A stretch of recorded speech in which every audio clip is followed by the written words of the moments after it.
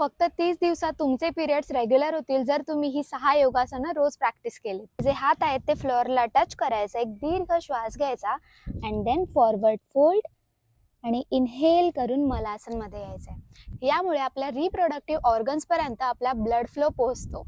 त्यानंतर आपल्याला butterfly position करायची आहे. यामध्ये आपला पाठीचा कणा आहे तो स्ट्रेट असला पाहिजे. शक्य असेल तर तुम्ही डोळे बंद करा आणि 15 टाइम्स डीप ब्रीदिंग करा. त्यानंतर आपल्याला लेग्स ओपन करून चक्की चलनासन करायचं आहे. 10 टाइम्स क्लॉकवाईज आणि 10 टाइम्स अँटी क्लॉकवाईज. यामुळे तुमची एक क्वालिटी सुधारते आणि ब्लड फ्लो पण छान होतो. त्यानंतर आपल्याला देवी आसन करायचं आहे 20 टाइम्स.